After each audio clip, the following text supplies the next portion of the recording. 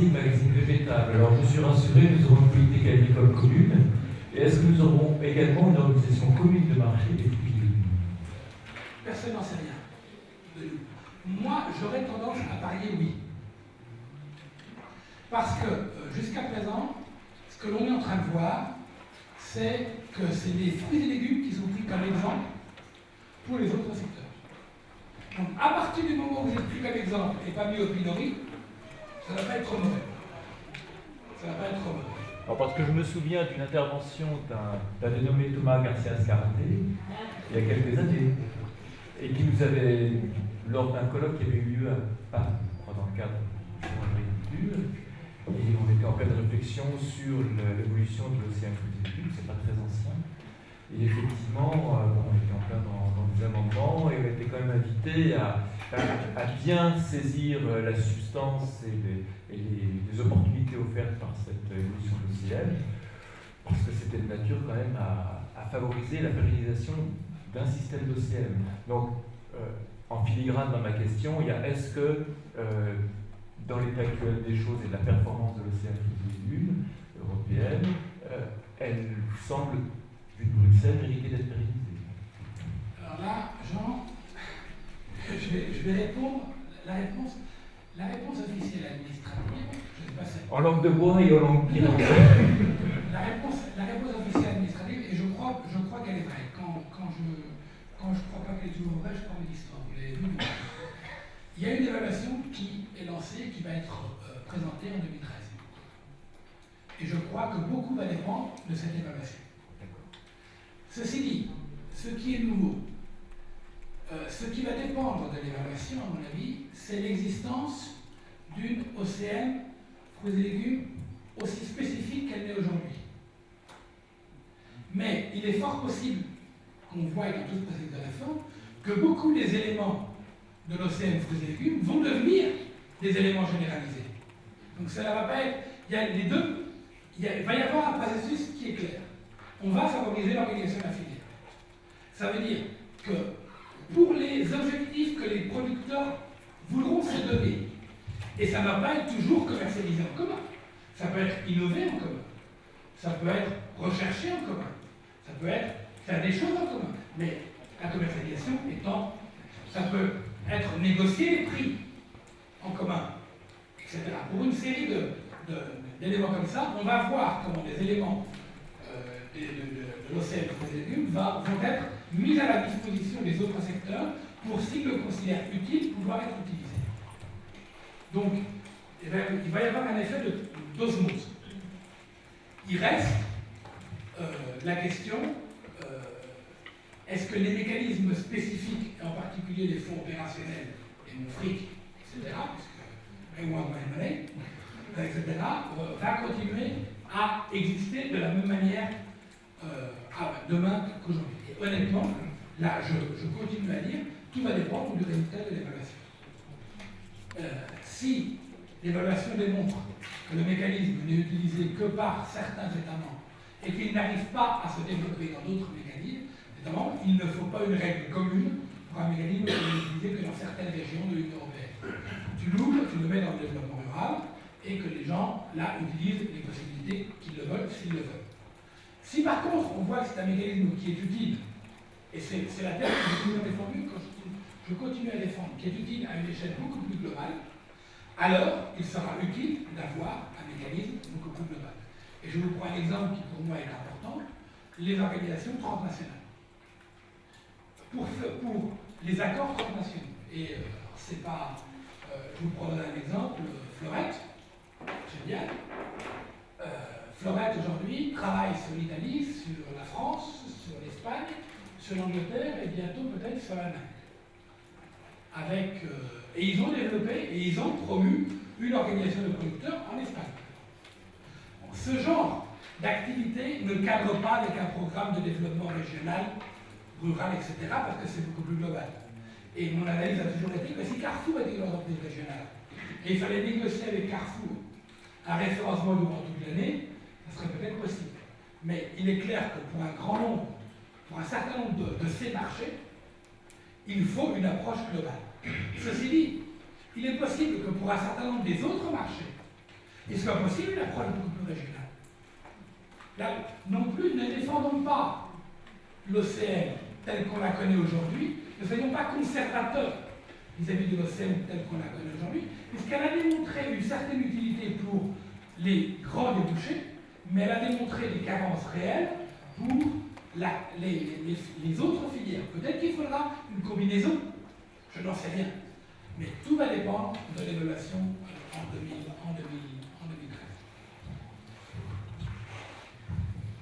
Il y a quand même une des questions qui mériterait d'être un peu approfondie dans cette perspective-là, c'est marché unique par rapport à l'évolution des règles environnementales. Est-ce que le marché unique est en mesure d'avoir des règles environnementales qui convergent et qui ne soient pas des sources de distorsion de concurrence, dans la mesure où les règles environnementales sont de plus en plus liées à des territoires particuliers?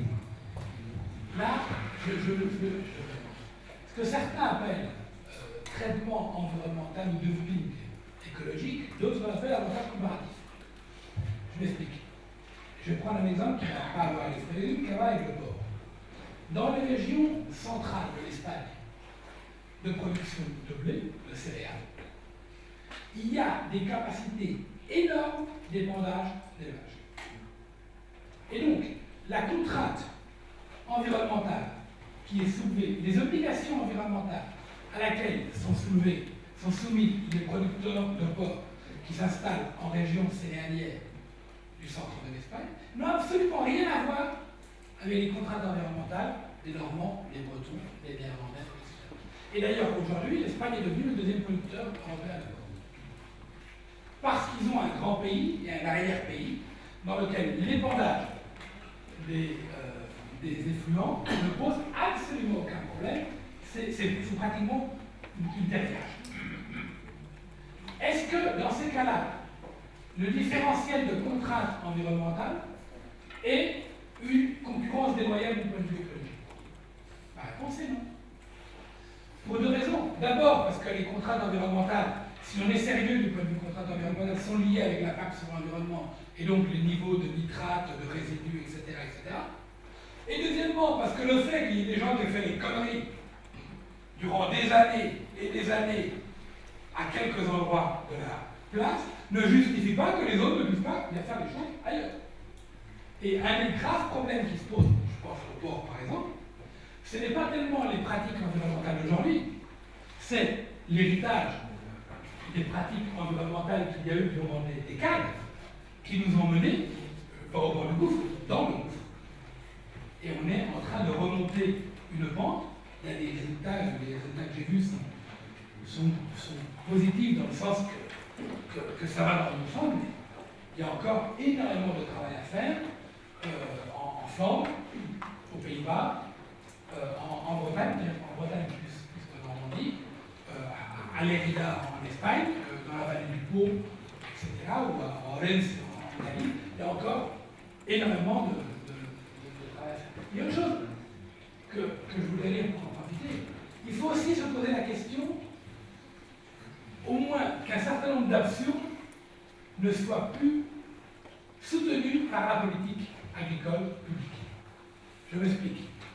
Quand vous avez des producteurs de produits alimentaires anglais qui doivent retirer des biscuits parce qu'ils ont été faits avec des webines néerlandaises, qui a été faite à partir d'œufs allemands, et je parle d'un cas qui est en train d'arriver, je veux bien comprendre que la logique économique de l'opérateur anglais a été d'acheter la webine la moins chère possible, la meilleure, etc. Que la logique économique de l'opérateur néerlandais a été de faire son premier biscuit d'œuf à partir des œufs. Je veux parfaitement comprendre la logique économique de chacun de ces opérateurs. C'est absurde. Est-ce qu'il faut vraiment que les cakes anglais soient faits avec de la poudre d'œuf en Allemagne qui passe par les Pays-Bas? Il y a quelque chose qui pue dans le royaume de Danemark, pour reprendre Hamlet puisqu'on parle du Royaume-Uni, il y a quelque chose. Et donc, si ces choses-là arrivent par l'économie, il faudra peut-être essayer de corriger au niveau empreinte écologique, etc. Mais ne peut pas arriver par le secteur public. Et ça, c'est une des choses à laquelle on va devoir travailler, que tu signalais dans ton. Je trouve que dans ce que vous énoncez, il y a effectivement des choses qui sont très tentantes, très évidentes, qui sont en gros les distorsions de la politique publique, les effets de rente, toutes ces choses-là qu'on connaît bien qu'il faut abolir. En tout cas, peut-être le moment est venu pour pas mal de moins souhaiter. Je trouve qu'il y a plus de questions quand vous dites c'est la mise en concurrence qui produit l'innovation. Et quand on prend le secteur des fruits et légumes comme ayant été le secteur libéralisé le plus vite en Europe, et ici produit l'innovation. On peut aussi, quand on regarde les statistiques de revenus, quand même, à quel prix quoi. À quel prix quoi. On voit bien, si on reprend les comptes de céréaliers que vous avez pris, c'est assez drôle quand on regarde les statistiques. En général, quand il y a des baisses de revenus, elles sont pareilles en fruits et légumes, mais quand il y a des remontées, en général, en fruits et légumes, elles sont plus basses. Bon, c'est pas tout à fait vrai cette année, c'est un peu mieux que d'habitude, mais globalement, sur 10 ans, les baisses de revenus sont très basses. Cette question de la mise en situation de concurrence produit de l'innovation, certes, mais le produit économique de cette innovation reste-t-il chez les producteurs ou pas? Et ça, c'est quand même une question qui concerne la politique agricole commune, y compris au niveau européen, ça me semble-t-il. Et je crois que l'erreur que nous avons, il y a une logique économique de concentration de la grande distribution, etc., qu'on connaît tous et qui n'a rien à voir. Elle est arrivée en Chine, elle est arrivée aux États-Unis, elle n'a rien à voir avec la politique agricole commune, mais elle est là. L'erreur que nous avons peut-être commise, et je veux dire, quand les choses ne vont pas, il faut que tout le monde se pose la question de quelles erreurs ils ont pu commettre, et les erreurs n'ont pas toujours été commises par les autres. Disons bien clair. Elles ont en partie été commises par les autres, mais peut-être elles ont aussi été commises par la Commission, par les responsables, par les innovateurs, etc. L'erreur que nous avons peut-être commise, ça a été justement de construire une OCM principalement pensée pour les grands débouchés et les grands bassins de production vis-à-vis des grands bassins de consommation. Et c'est vrai que ça couvre les grands volumes. C'est vrai. Je veux dire, c'est pas vrai. Mais l'existence de canaux alternatifs, le renforcement de filières alternatives, de filières spécialisées, par exemple, de détaillants sur des légumes, à côté de la grande distribution.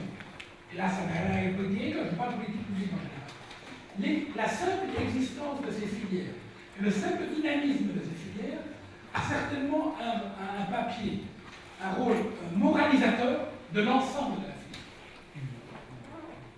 Et ça, je crois que c'est l'erreur que nous avons, une des erreurs que nous pouvons avoir commises et une des choses que nous aimerions pouvoir corriger. Est-ce qu'on va les réussir? C'est autre chose. Mais je crois qu'on a été trop centré sur les gros marchés, les gros débouchés, les grosses productions. Concentrer l'offre, c'est très bien. Pouvoir négocier des contrats avec Carrefour, c'est très bien. Pouvoir avoir une position de négociation plus forte, c'est très bien.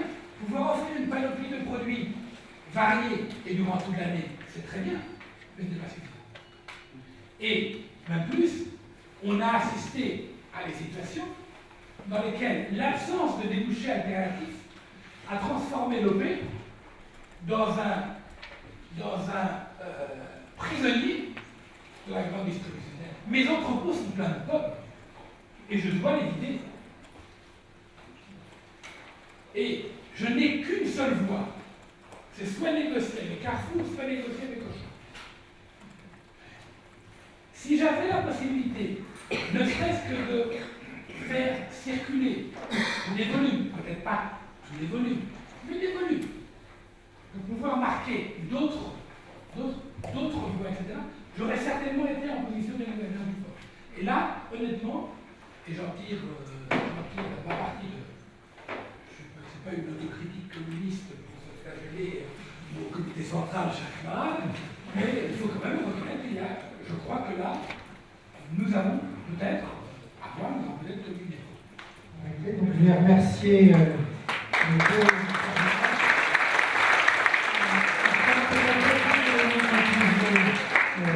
très temporaire, c'est le fait que l'environnement, je dirais, n'est pas seulement une contrainte, c'est que pour les bassins de production qui veulent viser moins ils ont besoin de prendre en compte l'environnement comme un des atouts pour le long terme.